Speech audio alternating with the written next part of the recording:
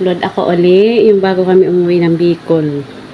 Nabimiss ko yung mga bata, yung mga pamangkin ko. Bago kami umuwi ng Bicol, nag-ano muna kami. Jamming ng isa kong pamangkin. Nakakamiss din. Pero no choice tayo, kailangan natin umuwi.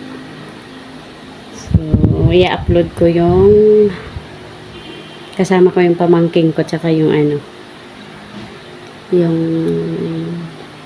nagbabiyahe kami pa uwi. Hello. Hello guys, good morning. Kami po ay mga bagong gising. Hello muna. Ngayon po kami ay hindi pa nabangon pero nakapag-almusal na. Kasama ko ang bulinggit na makulit.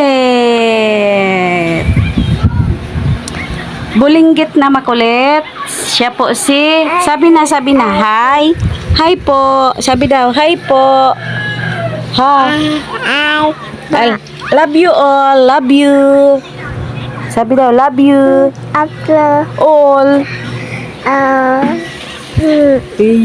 Ang galing naman. Sino maganda? Ay, si mama, tita. Sino maganda? Sasama ka pag uwi ni tita sa Bicol? Sama ka? Kami po pala ay kami nasa Laguna ngayon. So,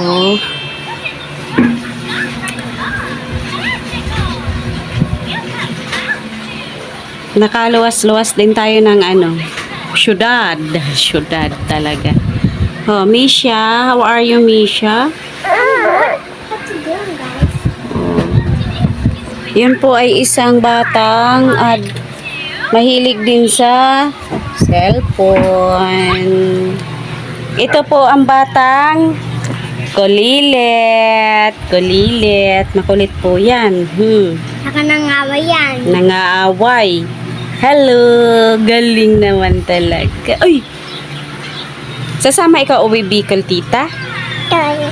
Oh, Bicol, sama ikaw? Pa. Opo. O, tinatanong ko siya kung sasama siya sa akin o uwi. Pauwing Bicol. Opo daw. Opo. Pa. Ngayon, nag-iisip na kami ng uulamin namin. Hindi kami... Dito lang kami sa loob kasi saktong pagdating namin ay may namatay sa kapitbahay. Kaya nandito lang kami sa loob. Ha?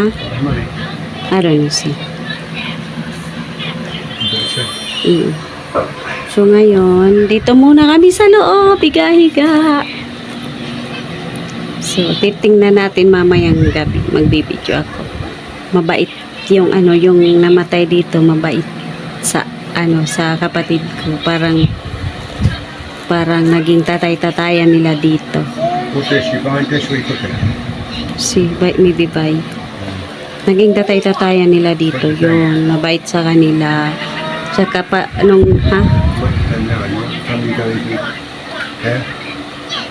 After lunch.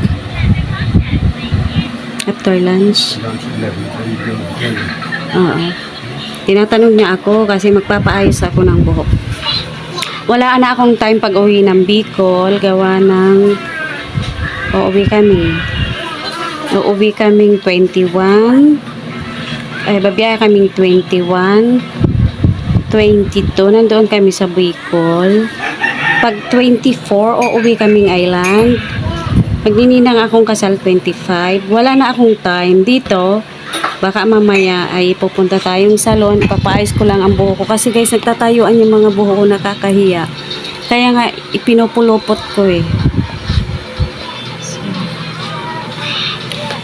ito pala, kaya kami pumunta dito kasi kasi nag-birthday yung aking Oniko Iho. Ako, nagsasalita ako yung si busing ko ay kung ano-anong tinatanong, bibiling tabo, kailan ako pupuntang salon. So, buhok lang naman ang ipapaayos ko, guys. Kasi nga yung buhok ko, grabe itong nagtatayuan na yan. pinupulupot ko na siya. Kulot kasi ang buhok ko, as in kulot na kulot sa kabuhaghag. Tapos pagka okay lang pag bagong suklay, pagka parang di sinusuklay, buhaghag na buhaghag. Naglilinis si Bossing doon, guys.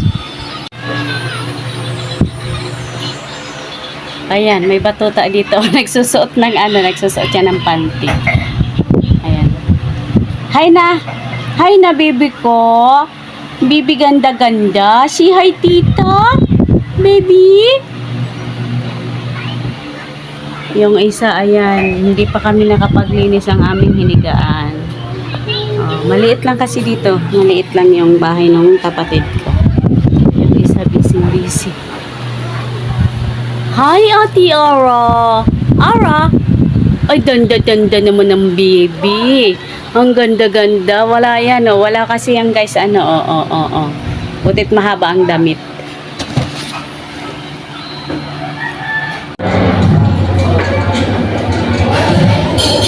Who's calling you? I don't know.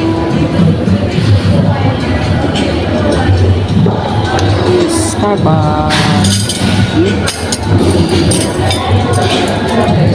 Who's calling you?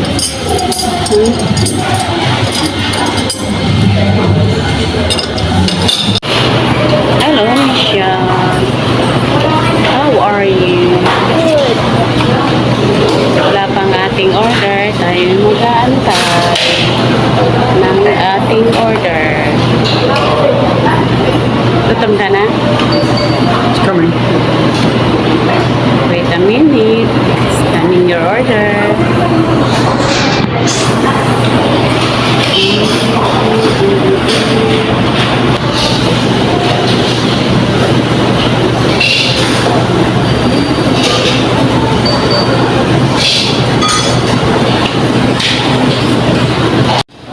You're hungry? Yeah, waiting on you, as usual.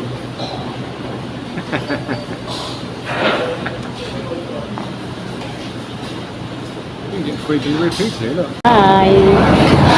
Siupaw asado.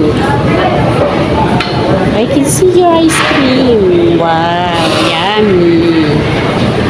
Ice cream ni Ate Misha.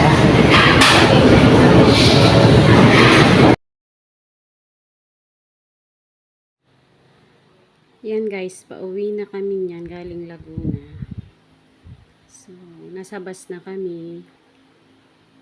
Yan, nag-i-snack kami pala kasi huminto yan sa McDo.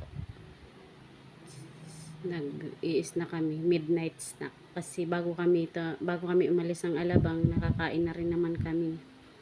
So, nag-midnight snack na lang kami, pahinga-hinga ang bus. Yan, nasa loob lang kami ng bus. Kaso ang nabili namin ay malamig ata yan na ice caramel ata yan. So, umayaw yung isa. Itatapon, ilalabas ko. Uminom naman siya. Yung pera niya, itatapon ko na lang. Kasi, basura lang sa bus.